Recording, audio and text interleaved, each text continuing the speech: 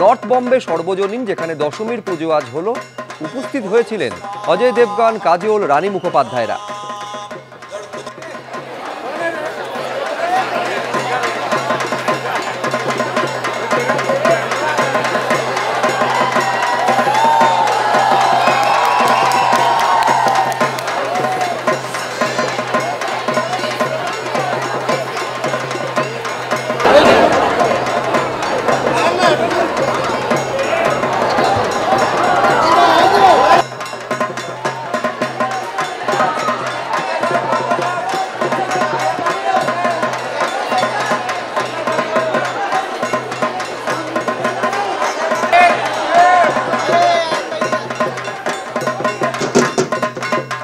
দিল্লির পান্ডারা রোডের পুজোয় দেবী বরণ করলেন স্মৃতি ইরানি।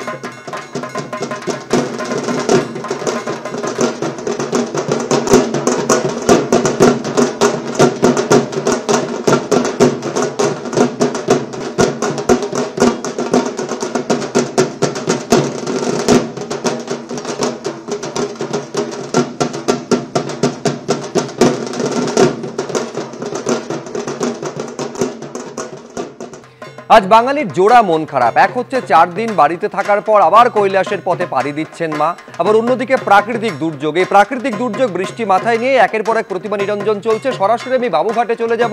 সেই প্রতিমা নিরঞ্জনের পালা সুষ্ঠুভাবে কিভাবে করা হচ্ছে, পুরসভার তরফে তৎপরতাই বা কিরকম, অনির্বাণ?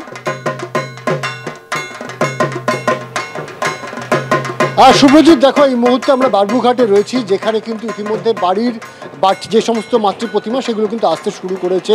আমরা কিছুক্ষণ আগেও দেখছিলাম যে এখানটায় কার্যত একের পর এক মাতৃ প্রতিমা লাইন দিয়ে সেগুলো নিরঞ্জন প্রক্রিয়া সাঙ্গ হচ্ছে। বেশ কিছু বারোয়ারির ঠাকুর সেগুলো কিন্তু আজকে নিরঞ্জন করা হচ্ছে।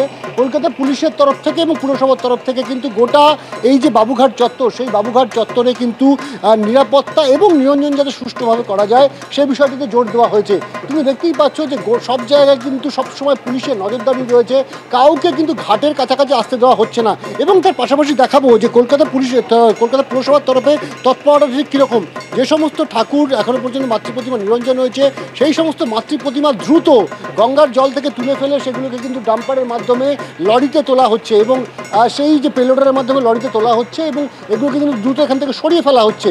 মূলত গঙ্গার যে দূষণ, সেই দূষণ যাতে কোনোভাবে না হয় বা ছড়িয়ে পড়ে সেইটার দিকে যেমন নজর রাখা হচ্ছে, ঠিক তেমনভাবেই গোটা নিরঞ্জন প্রক্রিয়াটা কিন্তু সাঙ্গ করছে একেবারে কলকাতা পুলিশের দায়িত্বে, কলকাতা পুলিশ এবং কলকাতা পুরসভা যে সমস্ত কর্মীরা রয়েছেন তারা।